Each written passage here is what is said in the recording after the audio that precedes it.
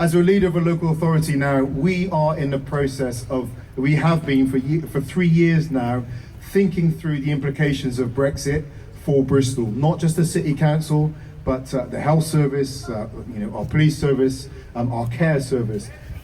And I can tell you that all the time we are facing some major challenges right now, whether it be about the consequences of the loss of jobs. And I went to visit 3 employers last Friday. We had some visitors from outside. A valve manufacturer that works on the dockside, already losing orders, jobs for Bristol people.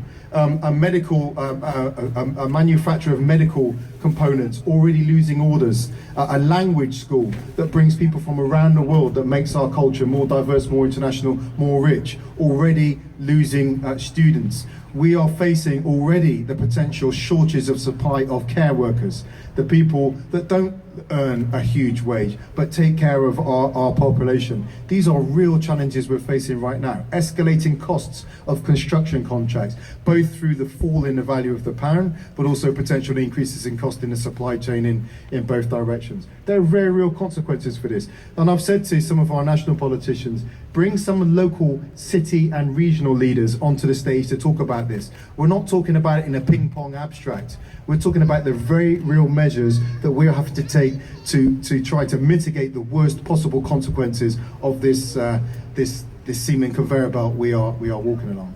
But there's something else that's around this that is incredibly disturbing, and I shared this on this spot just a few months ago. It's the kind of politics that's being released into our country and into our world at the moment as well.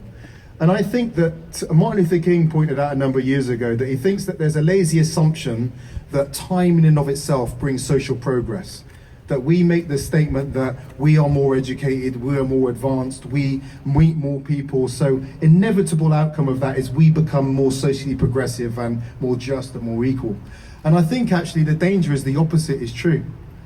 And the next is that we make progress, and every now and again bad things happen, and we just have to back those bad things off to make sure we continue on this path of progress.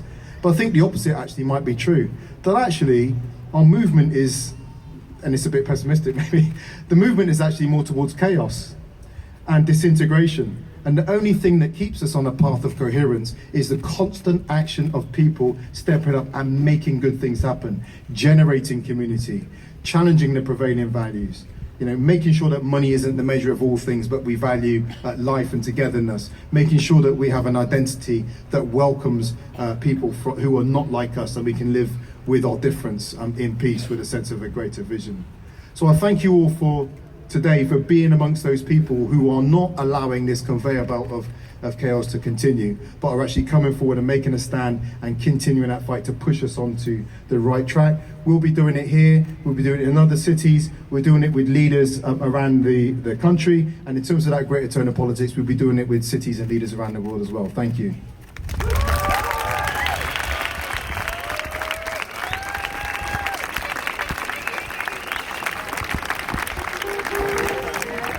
Thank you very much to Marvin Rees there. Next up here we have the Branch Secretary of the CW